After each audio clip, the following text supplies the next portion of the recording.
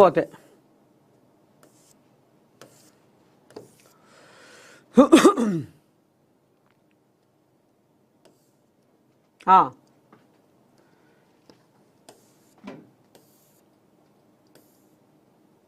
ఒక బీజేపీ కోయిలాగా వచ్చింది. ఇదేమంటుందో చూద్దాం. కాంగ్రెస్ ధర్నా జంతర్ మంతర్ లాంటిదే. ఓరియకు అమ్మో కోయిలాగా గట్టిదేనే. ఢిల్లీకి వెళ్ళి ధర్నా చేయడం అంతా బూటకం. ముస్లింలకు 10% రిజర్వేషన్లు ఇవ్వడం ఎంతవరకు సమంజసం? BJP state chief Ramchander Rao fire.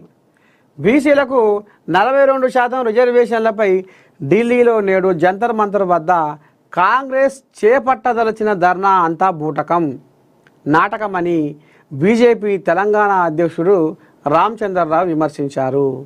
Peddapalli జిల్లా ధర్మారం మండల కేంద్రంలో మంగళవారం పర్యటించారు. ఈ సందర్భంగా ఆయన మీడియాతో మాట్లాడారు. బీసీలకు రిజర్వేషన్లు కల్పించాలని కాంగ్రెస్ పార్టీకి, రాష్ట్ర ప్రభుత్వానికి చిత్తశుద్ధి లేదని ఆయన ఆరోపించారు. పార్లమెంటులో బీసీ రిజర్వేషన్ల బిల్లు ప్రవేశపెట్టాలని సాకు చూపి దానిని బీజేపీ ప్రభుత్వంపై నెట్టాలని కాంగ్రెస్ చూస్తుందని పేర్కొన్నారు. కాంగ్రెస్ పార్టీని బీసీలు నమ్మే ప్రసక్తే లేదన్నారు.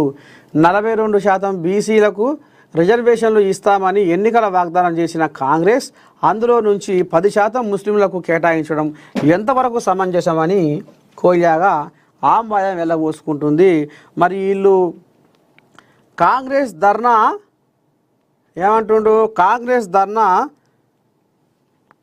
జంతర్ మంతర్ లాంటిది అని ఈయన మరి ఆంబాయం వెళ్ళబోసుకుంటుండు. మరి ఈ ముచ్చట మీద కాంగ్రెస్ కోయిలాగా లైన్లో తీసుకుందాం, ఏమంటారు?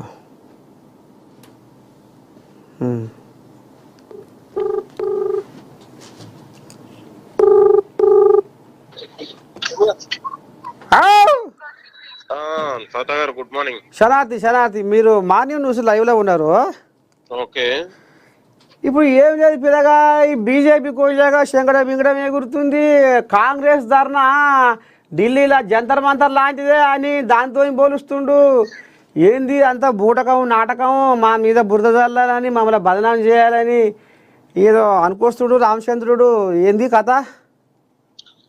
ఇక మీకు తెలుసుగా తాత, బీజేపీ అనేది బీసీల వ్యతిరేక పార్టీ అనేది రుజువు కాబోతుంది. 3 నెలలుగా కేంద్రానికి అసెంబ్లీ నుంచి తీర్మానం చేసి పంపిస్తే కాలయాపన చేసే ప్రయత్నం జరుగుతా ఉంది. కాబట్టి కాలయాపనను నిరసిస్తూనే ఈ రోజు ఢిల్లీలో జంతర్ మంతర్ దగ్గర ఇవాళ కాంగ్రెస్ పార్టీ అగ్రనాయకులు రాహుల్ గాంధీ గారు, మల్లికార్జున ఖర్గే గారు, రాష్ట్ర ముఖ్యమంత్రి వర్యులు రేవంత్ రెడ్డి గారు, వాళ్ళంతా తెలంగాణలో ఉన్నటువంటి మంత్రులు, ఎమ్మెల్యేలు, ప్రజాప్రతినిధులు అందరూ కూడా పెద్ద ఎత్తున ఢిల్లీ కేంద్రంగా మోడీ మెడలు వంచి, బీజేపీ మెడలు వంచి 42% స్థానిక సంస్థల్లో బీసీలకు ఆర్డినెన్స్ 9th లో చేర్చి స్థానిక సంస్థల్లో 42% రిజర్వేషన్లు కల్పించే విధంగా చర్యలు తీసుకోవాలని మేము కేంద్ర ప్రభుత్వాన్ని కోరుతా ఉన్నాం. 50 మంది పోయిర్రు ఢిల్లీకి. దాదాపు ఈ రోజు ఒక 10,000 మంది పైగా ఈ రోజు ఢిల్లీలో తెలంగాణ బీసీ ప్రజలు మొత్తం కూడా గర్జించబోతా ఉన్నారు. బీసీలకు రిజర్వేషన్ల అంశం తేల్చకపోతే తెలంగాణలో బీజేపీ అనేది భూస్థాపితంగా అవుతుంది. ఇవాళ బీసీల ద్రోహిగా మిలిగిపోతుందని కూడా మేము కోరుతున్నాం. భూస్థాపితం నువ్వు అంటున్నావు. బీఆర్ఎస్ కోజాగలు, పాలమూరు కోజాగలు, గద్వాల జేజమ్మ చక్రం తిప్పిందట. 4-5 కోజాగలు కమలం పువ్వు దిక్కే తిరుగుతున్నాయి అని వాళ్ళు చెప్పక తిరుగుతుర్రు. భూస్థాపిస్తామంటారా? ఇప్పుడు నేనేమంటున్నా, వాళ్ళంతా ఈ మాజీలను వీజీలను చేర్చుకొని ఏదో డబ్బా కొట్టుకునే ప్రయత్నం జరుగుతుంది తప్ప గాని అసలు తెలంగాణలో ప్రజలు గాని, ప్రజాదరణ గాని కాంగ్రెస్ పార్టీకి గాని ప్రభుత్వానికి ఉంది. బీసీలకు న్యాయం చేయాలని, రిజర్వేషన్లు కల్పించాలనే ఆలోచన కాంగ్రెస్ పార్టీకి ఉన్నది. ఇవాళ మీరు రిజర్వేషన్ల అంశాన్ని తేల్చకుండా ఇవాళ గతంలో ఉన్నటువంటి ఎమ్మెల్యేల కొనుగోలు అంశం కానీ లేకపోతే ఇంకో అంశం కానీ తేల్చకుండా ఇది కాలయాపన చేసే ప్రయత్నం జరుగుతా ఉంది. ఇవాళ మాజీ ఎమ్మెల్యేని చేర్చుకున్నంత మాత్రాన పెద్ద బీజేపీకి ఒరిగేదే లేదు, పెద్ద అధికారం వచ్చే పరిస్థితి లేదు. తాత మరి ఇప్పుడు ముస్లింలకు 10% రిజర్వేషన్లు ఎందుకు ఇస్తారు? ఇది న్యాయమేనా? అది దిశ ఇది అట్లయితేనే మేము దీనికి సంతకాలు కడతామని వాళ్ళు అంటారు. రిజర్వేషన్లు అన్ని రాష్ట్రాల్లో వివిధ రాష్ట్రాల సామాజిక ఆర్థిక పరిస్థితుల దృష్ట్యా ముస్లింలు వివిధ రాష్ట్రాల్లో వివిధ ఓబీసీ కులాలలో చేర్చడం జరిగింది వాళ్ళ యొక్క సామాజిక ఆర్థిక పరిస్థితిని బట్టి. కాబట్టి తెలంగాణలో కూడా సామాజిక ఆర్థిక పరిస్థితి దృష్ట్యా పేద ముస్లింలని ఓబీసీలలో దాదాపు బీసీఈ కింద 4% రిజర్వేషన్లు మాత్రమే సుప్రీంకోర్టు ఆదేశాల అనుసారం మాత్రమే రిజర్వేషన్లు కల్పిస్తా ఉన్నారు. బీజేపీ నాయకులకు సోయి లేకుండా అజ్ఞానులుగా 10% రిజర్వేషన్లని మాట్లాడే ప్రయత్నం జరుగుతుంది. చాలా సిగ్గుచేటు అబద్ధాలు. ఆయన ఏమంటున్నా అంటే రామచంద్ర ఏమంటున్నా అంటే మేము బీసీల మీద ప్రేమ లేని వాళ్ళమైతే కాంగ్రెస్ వాళ్ళు బీజేపీ వాళ్ళు ఇస్తలేరు, బీజేపీ వాళ్ళు అడుగు జరుగుతున్నారు అని మా మీద బదనాం వేస్తుర్రు, బట్టగాల్చి మీద చేస్తుర్రు. కేంద్ర కేబినెట్లో మేము 27 మందికి పదవులు కల్పించిన పార్టీ మాది అంటారు వాళ్ళు బీసీలకు. 27 మందికి నువ్వు కల్పించినప్పుడు మరి ఎందుకు బీసీలకు ఈ 42% 9th షెడ్యూల్ ఆర్డినెన్స్ తీసుకొచ్చి ఎందుకు చేయట్లేవు? ముస్లింలను తీసేయాలి, ముస్లింలను ఈ జాబితాకి తీసేస్తే మేము ఇస్తాం అంటారు వాళ్ళు. తమిళనాడు రాష్ట్ర తరహాలో మనం రిజర్వేషన్లు ఇక్కడ కల్పించాలని కోరుతా ఉన్నాం.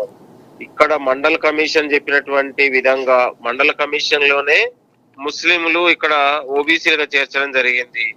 కేవలం ముస్లింల్ని పూచిగా చూయించి ఇవాళ అడ్డుకునే ప్రయత్నం జరుగుతా ఉంది. కాబట్టి దీన్ని పట్టించుకోవాల్సిన అవసరం. ఆడలేక మధ్యలో తెరువులాగా బీజేపీ నాయకులకు ముస్లింల పేరు చెప్పుకొని బీసీల గొంతు నొక్కే ప్రయత్నం జరుగుతుంది. మరి వివిధ గుజరాత్ లో ఎందుకు ఇస్తారు, బీహార్ లో ఎందుకు ఇస్తారు ముస్లింలకు రిజర్వేషన్లు? నేను అనేది కర్ణాటకలో గతంలో ఇవ్వలేదా? నేను గతంలో కర్ణాటకలో వీళ్ళు రిజర్వేషన్లు ఎత్తివేయాలని సుప్రీంకోర్టు పోతే సుప్రీంకోర్టు కూడా మందలించింది కదా, సుప్రీంకోర్టు తిరస్కరించింది కదా. అట్లా నేనేమంటున్నా అంటే బీసీలకు రిజర్వేషన్ల పేరుతోని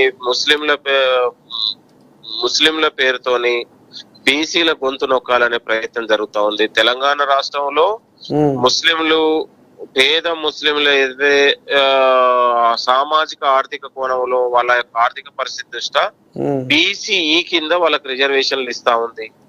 దీన్ని వాళ్ళు మా ముస్లింలకు రిజర్వేషన్లు 10% ఎక్కడ 10% ఇచ్చారు? ఎవరు అజ్ఞానిగా బీజేపీ నాయకులు మాట్లాడుతా ఉన్నారు. కాబట్టి అసలు బీసీల రిజర్వేషన్ల అంశం తేల్చకుండా వాళ్ళు పక్కదారి. ఇప్పుడు మీ కాంగ్రెస్ వాళ్ళు ఎంత మొత్తుకున్నా, ఎన్ని ఉద్యమాలు చేసినా, ఎన్ని ధర్నాలు చేసినా, మీరు జంతర్ మంతర్ కాడ ఇంకేం చేసినా వాళ్ళు ఇప్పుడు ఏదలుచుకోలేదు. వాళ్ళు ఏమనంటే ముస్లింల ముంగటేస్తుర్రు. మరి మీరు ఇప్పుడు 10,000 మంది ఇప్పుడు ఢిల్లీలో కాంగ్రెస్ వాళ్ళు అండబెట్టిరని అంటున్నావు. మరి ఇంతకు ఇది అయిదా కాదా? జనాలు ఏమైతుంది అసలు ఏం జరగబోతుందని జనాలు ఊర్ల పూట జనాలు గుడ్లపగించి చూస్తున్నారు. తాత మరి ఏం చెప్తారు? 100% రిజర్వేషన్ల పైన కాంగ్రెస్ పార్టీ పోరాడుతుంది. బీసీల పక్షపాతిగానే కాంగ్రెస్ ఉండబోతా ఉంది. బడుగు బలైన వర్గాలకు దగ్గరగా కాంగ్రెస్ పార్టీ ఉంది.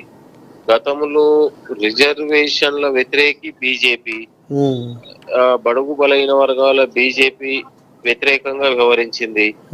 కాబట్టి మేము కేంద్ర ప్రభుత్వాన్ని ద్వారా అసెంబ్లీ తీర్మానాన్ని ఆమోదించి రేపు ఇవాళ ధర్నా ఉండబోతుంది. రేపు రాష్ట్రపతికి మెమోరాండం ఇవ్వబోతా ఉన్నారు. న్యాయస్థానంగా చట్టబద్ధంగా తమ హక్కుల్ని సాధించుకోవాలనేది కాంగ్రెస్ పార్టీ కోరుకుంటుంది. సరే, ఇక గిది కథ. మొత్తానికి పిసిసి జనరల్ సెక్రటరీ చలగాని దయాకర్ ఈ రకంగా ఆంబాయ వెళ్ళబోసుకుంటూ మొత్తానికి ఎంతవరకైనా పురస్తే మేము సాధించి తీరుతాం, ఖచ్చితంగా పోరాడతాం, మేము అనుకున్నది ఖచ్చితంగా